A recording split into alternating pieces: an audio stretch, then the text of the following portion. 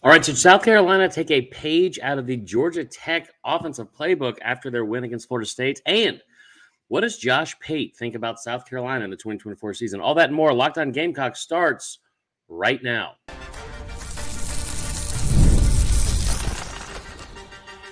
You are Locked On Gamecocks, your daily podcast on the South Carolina Gamecocks, part of the Locked On Podcast Network, your team every day. What's up, guys? Welcome into Locked On Gamecocks. It is great to have you along on this beautiful Monday. I'm Chris Marler, and I am your host, and we have a phenomenal show today. I'm very excited. It is game week. We are kicking it off in style. Got a great interview. Thank you again for making Locked On Gamecocks your first listen each and every day. Shout out to our everydayers. We are free and available wherever you get your podcasts, as well as on YouTube, part of the Locked On Podcast Network, your team every day. Listen, this show is brought to you by our good friends at the Ultimate College Football HC Game. It is a brand new mobile game that is completely free, has no ads, and 100% playable offline. Use the promo code LOCKEDONCFB, all one word, all caps, inside the game store to receive a free boost to your program. Begin your coaching legacy today. All right, let's jump into the show. And right off the bat, we have a phenomenal guest. I wanted to do a Monday morning thoughts type show, kind of a casual show. And then we have another interview coming with Locked On, the host of Locked On Sunbelt, to preview Old Dominion. But we were going to be graced by our good buddy Josh Pate and get his thoughts on not only the SEC coming up in the 2024 season, but also South Carolina. So without further ado, here's our buddy Josh Pate joining us. All right, take two. We are here with our buddy Josh Pate. Yeah, welcome in, dude. Hey, everyone. I'm big at theater of the mind, guys. So everybody's just in here with us. Yeah, I love that. I'll have to Google what that means. I'm not smart like you. But, dude, this has been a long off season. It has been I feel like for you and I, outside of college football and all the storylines, all that kind of stuff, clearly the biggest off-season storyline was the sequel to Twister coming out with Twisters. We're going to talk to it here. We're going to talk about it at the end of this segment, but I want to just kick it right off with talking about South Carolina and specifically LaNorris Sellers. He's named the starting quarterback about a week ago. What is the ceiling for LaNorris Sellers this year? Because there's some people that think that he could have, a potentially like crazy first year as a starter. I don't know if I necessarily see that, but I feel like he's going to be a good starting quarterback in the league. Good starting quarterback in the league. Inconsistency, probably a little roller coasterish, because with a talent like that, it's kind of like Nico at Tennessee. Mm-hmm. I think Nico will have a better year because he's got a better supporting cast. But with those guys that have the high-end potential, you're going to get flashes that just make you go like, whoa.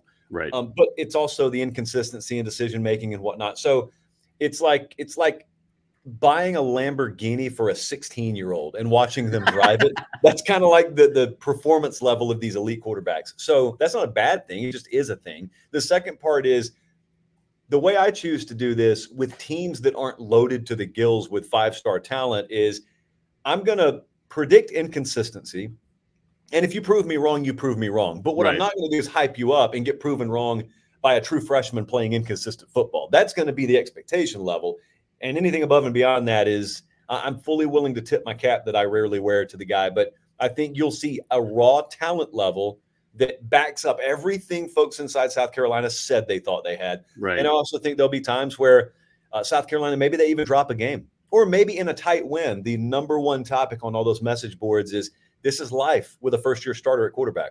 Yeah, agreed. Also, that cap thing, I'm glad you brought that up. It's been a point of contention with some of the audience on our YouTube about me not wearing a hat for most of the preseason. But so similar question, and piggybacking off that, because I think you're spot on with the Sellers thing. I do also want to circle back at some point to what your first car was, because I feel like we had some similar stories there. But no, like the ceiling and the floor for South Carolina doesn't always feel like it's super far apart. And in this year, I've just been a huge proponent of the fact that I think that they can be a little bit like an Auburn in some ways, in terms of they're at their best when like they're under the radar going into a season, and that no one really outside of Columbia expects anything over 4 to 5 wins. What do you think the ceiling is for the team this year? Did you say 8 wins? Or no, I said I think that people have brought up 4 to 5 wins. I think 7 is like probably realistically where it can be. Okay, so that I wanted to make sure that I wasn't overshooting you. So 7 and 5. I mean, 8 if could be a he's just ceiling. like a stud, man, if he really does exceed all expectations, there's 8-4 there. But 7-5, 8-4, I would say a ceiling, and then the basement's pretty much the same as it always is. I mean, and also the thing about basement, we do it on our show all the time, and I struggle, like, should we consider devastating injury as being part of worst case? Well, of course it technically is, but if you projected that, I mean, you could go like 2-10 if you don't have a backup quarterback. So it's not realistic to be predicting that. So a healthy LaNorris Sellers all year, the basement, what would we say, 4-8? I think that's like the basement. Yeah, I mean, so that's where I'd go, 4-8 to 8-4. Let's go 4-8 to 8-4. Okay. All right. So the other part of this too is I think that one of the big proponents that no one's talking about this team, because everyone wants to talk about, I think like the two biggest storylines about this team going into the season were the fake Beamer hot seat, LaNorris, who's going to be the quarterback, and like the quarterback, competition that was going on all the fall camp. A lot of people wanting to see if Nick Harbour has come along like far enough to where he's going to make a difference or be a starter. I think the thing that no one's talking enough about is the defense. And where do you think this defense can be ranked in the SEC? Because I think we've seen, like your buddy Cole Kubelik. I'm going to say your buddy, not mine, because we have some differences with the Yankees right now. But he thinks that South Carolina might have one of the top 5 D lines in the conference, and I think that might not even be the strongest unit on that defense. It's got to be a defensive-oriented team, actually. That's how they have to win. I know a lot of talk being around the quarterback position does not lead one to picture a team that way. But look, Oklahoma should be the same way, by the way.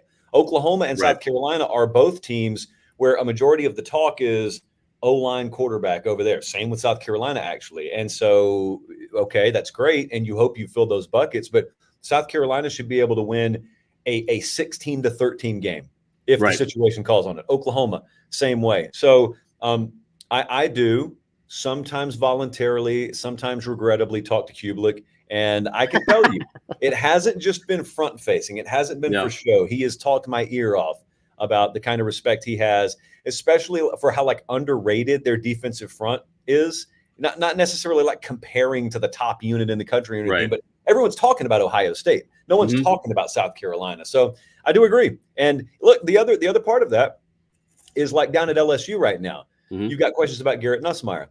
You also have questions about the defense, though. So the question I have is he going to have to win like a couple of shootouts in the first month of the season? Well, if South Carolina is what we think they are defensively, at least that should buy your quarterback and your offense a little more runway to find their legs and not have to go hang 35 to win in the first few weeks of the season, hopefully. Yeah. I will say this. Last question I have about South Carolina, we'll move on to a little bit of the SEC and then obviously Twisters.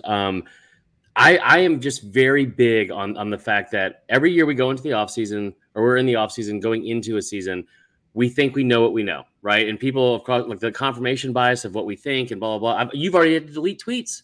I saw it. It's terrible. I've never seen you do that before. I've seen you recommend it to me a lot, even earlier today.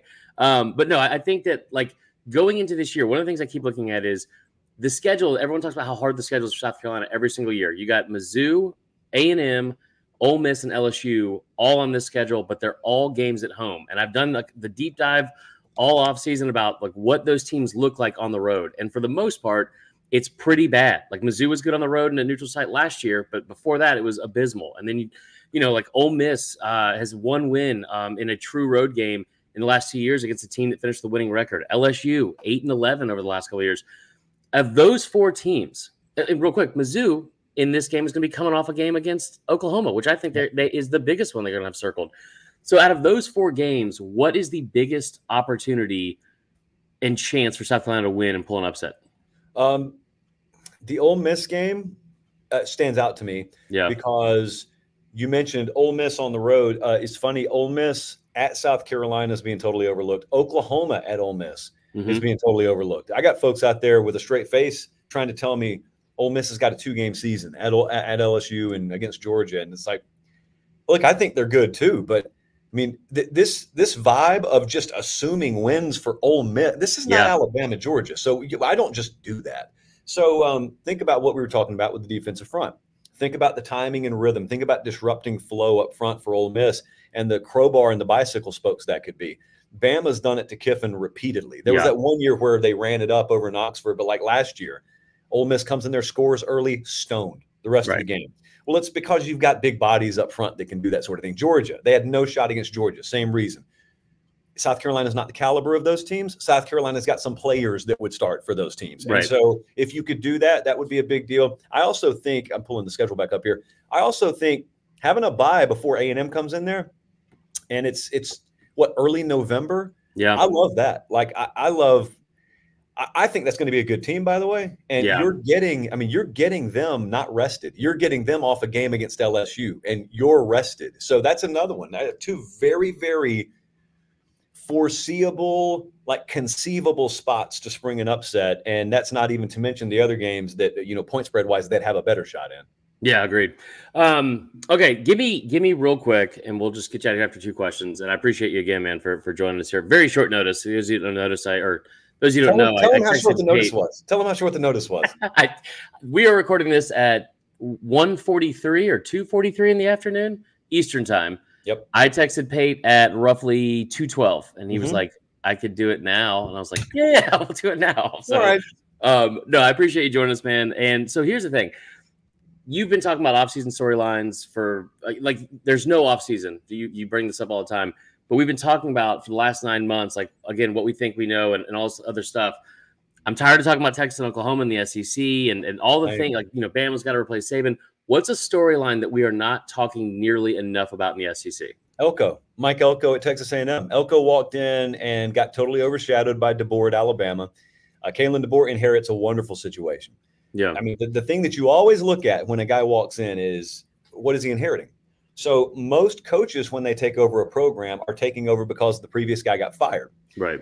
It's very rare that you're taking over for the greatest of all time, and he stepped down in his prime and handed you the keys to a car with no problems. It's like it's still running at peak efficiency. Well, because that happened in Alabama, folks don't realize it kind of happened over at Texas A&M as well. But here's the added bonus for Mike Elko. He's not taking over for the greatest of all time. He's taking over for Jimbo Fisher. Right. And so at Alabama, you have baked in that you should compete for a title every year. And if you don't win it, people ask, what's wrong? At Texas A&M, the expectation level is not that. But Mike Elko, by my estimation, our internal numbers here, inherited the number 7 roster in the country. So he walks into a place with limitless resources, right? A place that doesn't have sky-high expectation. He's got a roster he can win with and a quarterback he can win with immediately. And he brings all the structure and organizational aspects that place lacked. Remember when he took over at Duke? It was immediate. Year 1, year 2, immediate. It was 9 wins, right? Year 1? They were way better. And it's because the right guy walks in. And if you've got decent pieces there, the right guy can immediately upgrade. It doesn't take 2 or 3 years. They've got the right pieces. They got enough of the right pieces there. They will immediately be a really good football team this year. And they've played a really, really big marquee game in week 1. And truthfully, dude, I think half the country doesn't even know Elko got that job. They will learn, the A&M coach's name's what? Elko. The dude from Duke wanted to beat Clemson last year. Yeah, that guy. Look, he's up on Notre Dame in the 4th quarter. Right. Wow. Flips index finger. Let me flip through my magazine. Let me learn about him. That will be America's indoctrination to Mike Elko this year. It's gonna. I tell you what's weird about that game too, man. Specifically, I was talking with Jim Dunaway about this last night on the show, and he brought this up. And it's like when you look at national brands like Bama, Ohio State, Notre Dame, but especially Notre Dame, that line opened at 1. It's up to 2.5, and you know that public money is going to be all over Notre Dame. So I wonder what the actual line is probably looking like. Because I think that they probably have that baked in a little bit too, what the line is. All right, real quick for the last question, what was your first car? My first car was a '94 GMC Sierra pickup truck. Okay. Did it have AC? And it was not given to me in 1994. I was going to say. Well after 1994. It did have AC shortly, and then that went out. And so it was a windows down situation. And look, the temperature does dip eventually, even in West Central Georgia. Yeah. So decisions had to be made in the winter. Dude, I had a 94 Honda Accord with no air conditioning, but it had a 6-disc CD changer, which was, I was made. It was perfect. That's way cooler than any air conditioning system. 1,000%. Move-in day in college was tough with driving up to Murfreesboro with that. But no, all right, last question. Twisters. I loved it. I thought it was great. Yep. We don't need to get too far into the movie itself because we don't have any spoiler alerts. And I think knowing you and I will probably spend way too much time on it. That being said, give me a team, player, coach, or storyline that you would compare to Twisters this offseason. I think it's the search. Does it have to be with the team, or can it just be a general theme? Follow your heart. Follow your heart, Pate. Well, I mean, you don't chase it, you ride it anyway. So I think it's got to be this search for like a commissioner or a better way of doing things. I mean, look, the end of this movie is fairly ridiculous from an atmospheric scientific standpoint, but I still ride with it. Yeah. But there is a maneuver, like there is a tactic that is attempted at the end of this movie that made me look to the left and right in the theater and like, we're going to do this, huh? Okay. I mean, that's kind of the move in college football right now. Everyone they want to lobby for a czar or a commissioner, but like you're also knowing full well, the people with power would only allow that if it was a mouthpiece that served their best interests. Right. So like we're trying to get ourselves in position, but we also could get swallowed up and end up in a worse position than we already are. It's fair. Listen, do you want to plug your show? I think everyone in the known world, my mom knows your show. My mom brought you up the other day. I was on the phone with a friend of mine from London the other day, and they asked if I had been in contact with you at all during the off season. And I was like, the huge fans. And they were like, oh, he's never once called us out for they're looking live or they're watching live in London. So you got that. You're international now. Yeah, I've done Rome, Georgia. I've done Paris, Tennessee. I've done Florence, Alabama. Those are about as international as I've gotten. Yeah. But I will give London a shout out. You know, we changed the name of the show literally today. I did not know this. So what happened was I've been renegotiating with CBS and I'm staying here, but I have now taken full ownership of the YouTube channel and the podcast. And we just, since it is legally Josh Pate's College Football Show, we figured just change the name to Josh Pate's College Football Show. we changed the name to Josh Pate's College Football Show. That happened today? That happened about 20 minutes before you and I started speaking. I texted you I said this to you before we started recording, and I was like, hey, when is the news? Because I think we can say it now. Like you told me about like this a couple weeks ago, and I was like, when are you going to announce the news? And as I hit record, you were like, let me get some water real quick. And I was like, all right, I guess maybe it's just not happening. I don't know. Yeah, that's awesome, man. Congratulations. That's awesome. So cheers with the South Carolina colored cup. Cheers to everyone. That's awesome, dude. Well, listen, continued tremendous success. You're the biggest name in the industry, and it's awesome to watch you grow. For those that don't know, I've known Josh. What was it 2015? We were on a show with Mallory Hagan. Oh my goodness, that's a throwback. Yeah, that would have been 14, 15-ish. Craziness. But yeah, man, I'm very happy for your success. I appreciate you coming on here, and we'll talk to you soon. All right, brother. Appreciate it. Thanks, dude. All right, always a great time when we were joined by our good buddy Josh Pate. So that was fantastic. Appreciate him joining us. Before we get into the next segment, which we are going to talk a little bit about, maybe Georgia Tech taking or South Carolina taking a page out of Georgia Tech's playbook after what we saw against Florida State. I'll tell you what I'm talking about when we come back. But first, before we go, listen, Locked On Gamecock fans, I want to take a moment to give you a heads up on a brand new mobile game that I think you are going to love as much as I do. It's called Ultimate College Football HC. And this amazing game and simulation, you get to step into the shoes of a head coach and lead your college football program to glory. Can you imagine actually being able to be the head coach of South Carolina? And here's what I really love, okay? Like, because you get to recruit players, hire coaching staff, oversee training camps, handling school scholarships, all the above. You control every crucial detail of your program. And it's all in your hands. Will you be able to handle the pressure? Who knows? Here's what I really also love about the game is that you're responsible for play calling on offense during games. Your strategy will not only determine the success of your football season, but will shape the future and legacy of your program. Ultimate College Football HC is completely free, has no ads, and is 100% playable offline. So if you have Spectrum, you can still play whenever the internet goes out for roughly 4 to 6 hours a day. You can play on the go as you want and when you want to. And of course, we have a special offer for Locked On Gamecocks fans. Use the promo code LOCKEDONCFB, all caps, all one word, inside the game store to receive a free boost to your program. Make sure to take advantage of this perk as it will get your team off to a strong start. To download the game, just visit ultimate-cfb.com or look it up in the app stores. Ultimate College Football HC begins your coaching legacy today. All right, that is all for the first segment. We will be right back and talk a little bit about what I think South Carolina's offense can take out of Georgia Tech's performance against Florida State. Locked On Gamecocks continues right after this.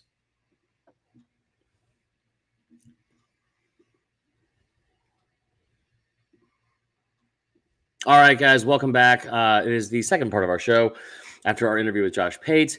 Want to talk to you real quick before we start. We've been breaking this down repeatedly over the start of the season. We officially are done with week 0. We have kicked off into week 1. Very excited about that. But listen, College Football is back, and the Locked On College Football podcast kicks off the action with a live season preview, 7 p.m. on Tuesday of last week. You can go get this episode right now. We did a full show discussing ACC, Big 10, Big 12, SEC. We're going to be doing a weekly show over the SEC every single, I think, Tuesday night. It comes out on Thursdays. It's going to be a ton of fun. But be sure to check out the special. We streamed it last week. You can check it out on Locked On College's 24/7 YouTube channel or on Amazon Fire TV. It is part of the Locked On Podcast Network, your team every day. All right, so here's what I want to talk to you about now. I was watching the game, obviously, week 0 game for Georgia Tech and Florida State. So the only really, well, on paper, it was the only really good game I thought was going to go into that day. I guess we haven't talked since the week 0 games. Phenomenal start to the season, guys. Phenomenal start to the season. I had a blast watching Florida State lose after watching their fans bully Kirk Herbstreit all offseason irrationally and stupidly, to be honest. The Georgia Tech game was great. Like Montana State, New Mexico, that was one of those games where it's like, well, if you're watching this, we might need to talk about some other issues we're having here. No, I was wrong. That was like a 17-point come from behind win for Montana State. And then you had the night game with SMU. All my picks that I told you to take were wrong. So that was a weird game with SMU and Nevada, but a phenomenal start to the week.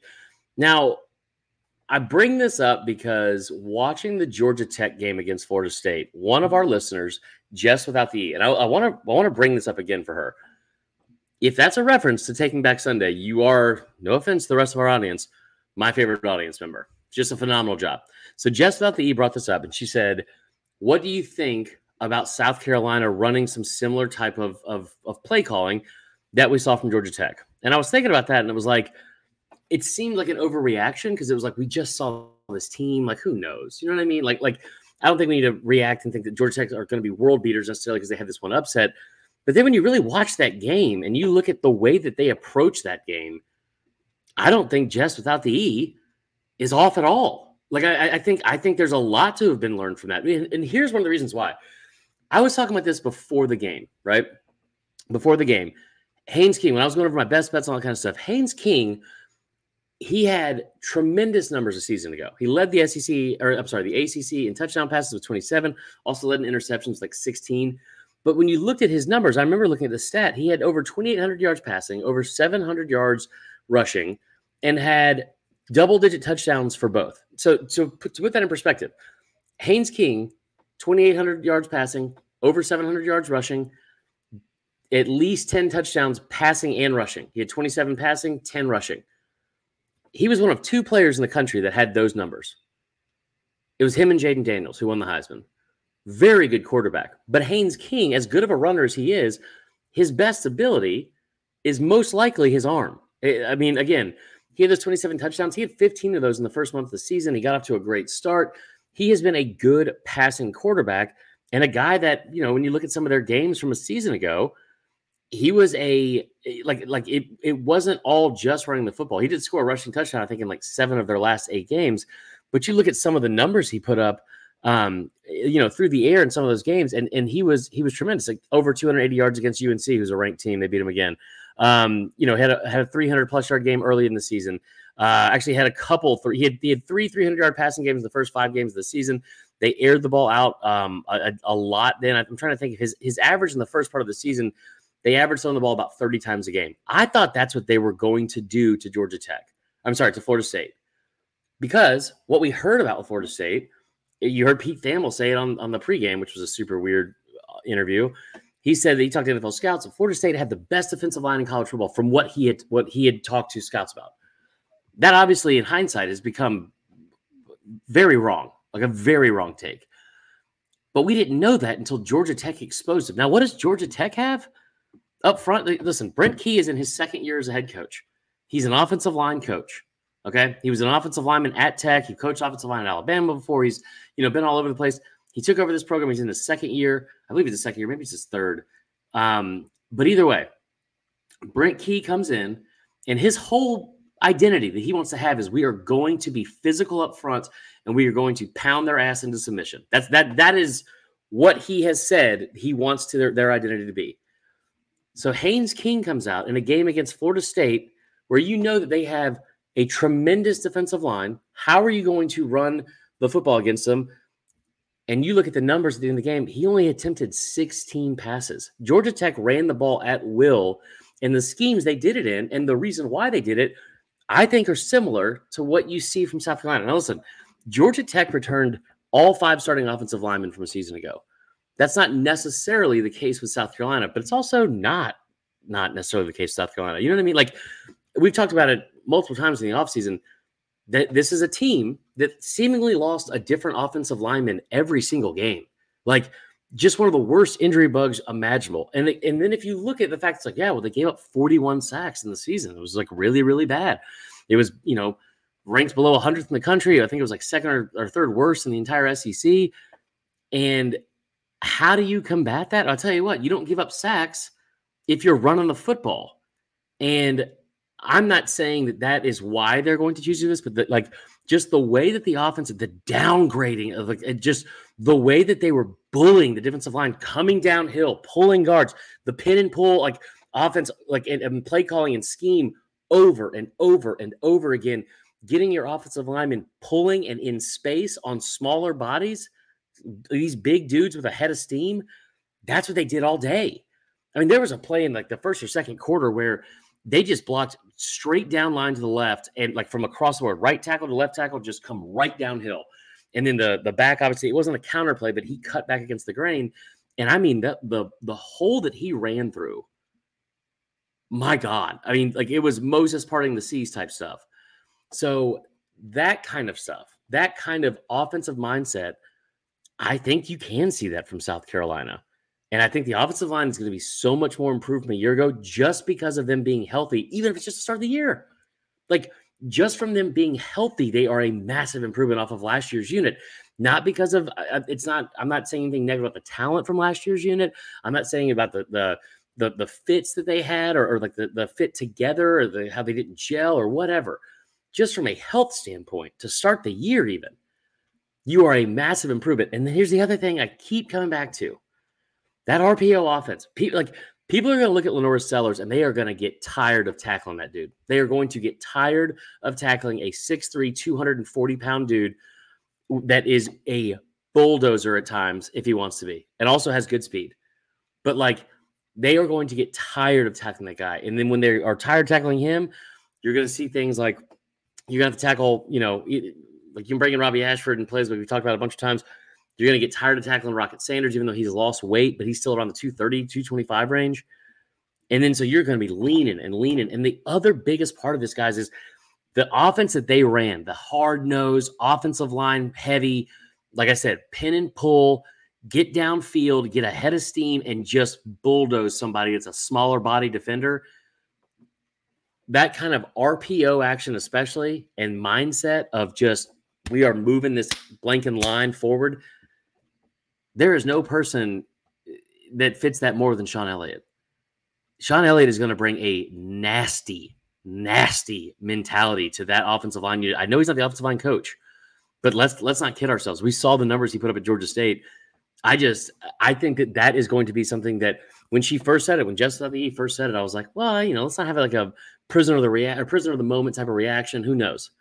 I think she's onto something. I really do. I think she's onto something, because that is a situation where you can take a page out of that playbook and you saw how effective it really was, and then see where it takes you. So that is, it's just something like food for thought. You know what I mean? Just food for thought. I thought it was interesting and thought it was a really good point, just to be honest. So, all right, that is all for our second part of the show. Before we get into our final part of the show, I want to talk about our good friends over here at 5 Hour.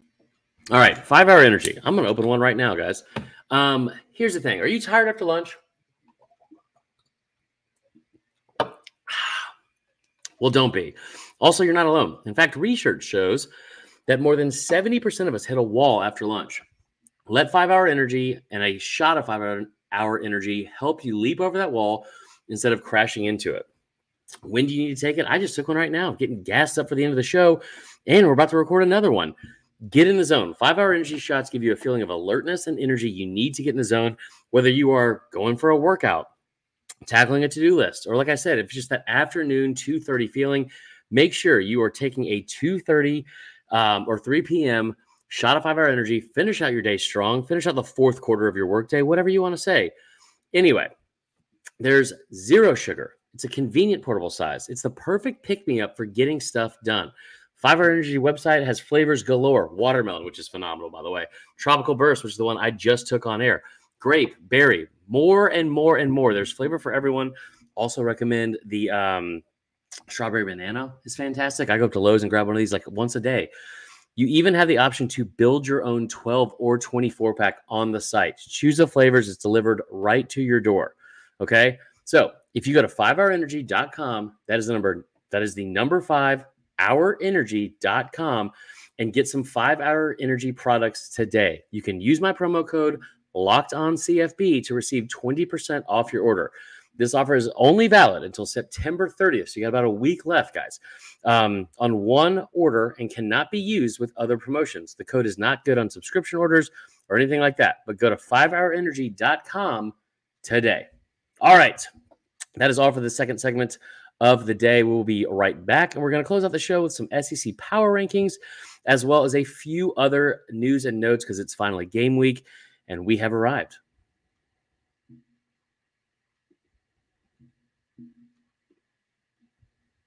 All right, guys, welcome back in. I appreciate you guys joining us. We are Locked On Gamecocks. We are here each and every day, and we appreciate you guys joining us along for the ride. Now, today, we are going to close the day because it's game week. We have another episode coming later tonight, honestly, and it's going to talk a little bit more about Old Dominion, and we're going to be joined by the host of Locked On Sunbelt and talk about the Old Dominion team, get to know our enemy coming up this weekend. I also want to tell you this. The site, I think it's just Gamecocks Online, we brought this up earlier today. If you were coming down to the stadium, right? I'm not being paid to say this. I'm just kind of sharing some information here because it's about to be game day outside of Willie B. I think the game starts at 4:15. Should be a ton of fun. But Gamecocks Village, I'm just going to give you guys a heads up. This is from Gamecock Village, presented by Farm Bureau Insurance.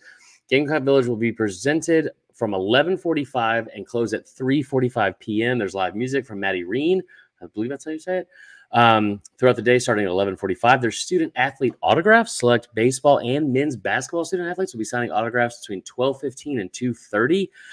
If it's your first Gamecock game, be sure to stop by the marketing table inside the Gamecock Village to commemorate your first game. Like I said, guys, not being paid to throw out any of those ads. Probably shouldn't be giving out any free ads, but just so excited that we have college football back, and it's going to be a fun day over there near the State Fairgrounds and over there in Gamecock Village as well. I do not believe I will be going. I will be in Atlanta most likely, but I will be back, I think, for the LSU game. And depending on the heat, I should be down there for that one. Would love to grab a ice cold beverage with you guys outside the game or say hey inside the game for that as well. Anyway, I want to close out with this. So earlier today, usually I would like to just blame somebody else for this because it's the SEC power rankings for week 1, but these are mine. So bear with me and tell me where you think I'm right or wrong. And here we go. These are my week 1 SEC power rankings. Obviously, things can change, but just starting into the season, I got Georgia at 1, Texas at 2, Ole Miss at 3, Bama at 4, Tennessee at 5, LSU at 6, Mizzou at 7, Oklahoma at 8, A&M at 9, South Carolina at 10, Kentucky at 11, Auburn at 12, Florida at 13, Arkansas at 14, Vandy at 15, Mississippi State at 16. So I have South Carolina at 10 to start the year because I think that, again, as we've talked about, I think that people are just sleeping on where this team is actually going to be. I love the fact what Pate said earlier, a 16-13 type win that you can get out of this team. It feels like those are the kind of wins we're going to see early in the season. The other thing is this. Now, talking specifically more about the Old Dominion game, we'll get more into this in the second show that we're going to have later today. But one of the things that has been a little bit that I saw this yesterday, it was kind of alarming. I put out an article for Louisianasports.net, and it was the opening betting lines for the week, for week 1 games. And all 16 teams are playing, whether it's between like Thursday. There's 2 games on Thursday. I think Oklahoma plays Friday. You have 12 teams playing on Saturday, and then you have LSU playing USC out in Vegas on Sunday.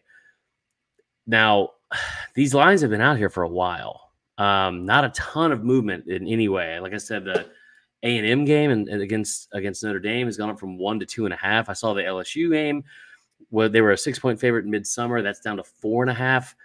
The only other one that's moved, South Carolina Old Dominion, and it's only moved in one specific sports book, but it was enough that was very alarming. South Carolina is a 20.5 to a 21-point favorite everywhere against Old Dominion this weekend.